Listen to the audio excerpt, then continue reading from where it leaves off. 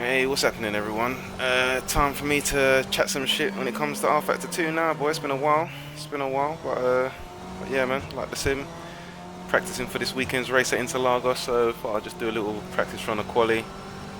I'll talk you through my first lap, which wasn't the best, but then I'll leave you alone to see the second lap, which was the faster time. But yeah, coming into turn one, this is so hard in this cars, man, because there's so much understeer, and you've got to really be aggressive to try and get that car rotated round, and then just to get it around the left, right, left is really hard, especially with the elevation change. So don't be afraid to like use a lot of the curves as much as you can, but be careful because they will mess you up. Turn four now. I personally like to go into this in third gear, but you can see there I touched the curb on the inside a little bit too much. I think if you're gonna go third gear there, you really need to just tickle the curb on the inside, not too much, just a little bit. This corner quite fun. Can just chuck it. Well, they chuck it around, but be careful of the oversteer coming up to the top of the hill. This bit here again, just sort of dealing with that understeer and kind of like throwing the car in, but you don't want to be too aggressive because the car can spin out. So just be careful. Again, really slow section. This this particular right-hander as well, you got to be quite easy on the throttle going up the hill because it again will oversteer very easily. This one just brake there, just at the end of the curve on the right.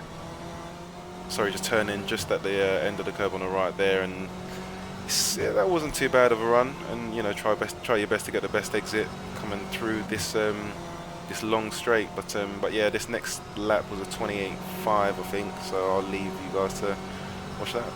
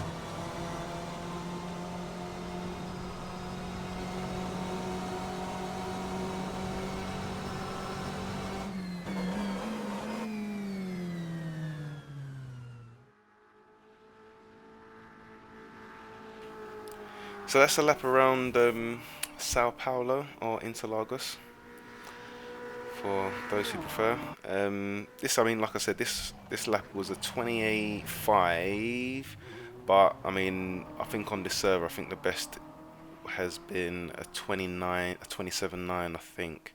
So still like half a second to find, but for me personally, I just can't deal with the oversteering setup. The oversteering setups for me just I don't know, I just can't handle them. But they're faster if you can handle it. But for me, I just prefer the car to have a slight little bit of understeer towards it. I find it a lot easier to control the turning that way.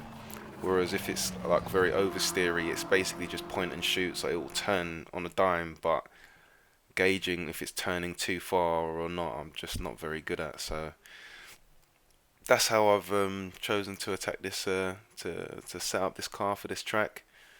But yeah, a very fun track, really cool, really like it. One of the few um, what's it called, Studio 397 tracks that I think are really well done. These cars as well, like just so fun to drive. I mean, I've said it before. I definitely prefer the GTEs in rFactor 2 than I do in iRacing. Even though the iRacing one are they're still fun to drive, but I just find it harder to understand what the car's doing. Whereas I feel like on rFactor 2, I constantly understand the fight between understeer and oversteer, and when I'm about to lose it and not. Not that I can always get better at finding that out, but I feel like in iRacing it's a lot sharper. The moment I realise that the car's in oversteer, it's almost too late, and I can correct it, but it's sort of like, I'm correcting it but losing like loads and loads of time. You can correct it in rFactor 2 and still not be losing too much time. Like you could feel the oversteer and just sort of jank it a little bit to the left to keep it going in the right trajectory. Whereas in iRacing, it's very anal. It has to be very sort of like I'm at the edge of grip and I'm not going to go over it. And in rFactor 2, you're allowed to kind of go over it a little bit, but you have to. I don't know. Like I said, I just find it easier to understand. But this weekend's going to be a tough one. We've got this 6-hour race of Interlagos for VEC, which will be really fun. I think I'll be doing, the plan is I'll be doing the final 2 stints if I get back in time from work. So, but we'll see how that goes. I was meant to do an rFactor 2 race today actually, as in preparation for that, but me like an idiot, as soon as the race was about to start in the formation lap, the engine, like I went down to first gear thinking that will give me a better drive, and I just blew the engine.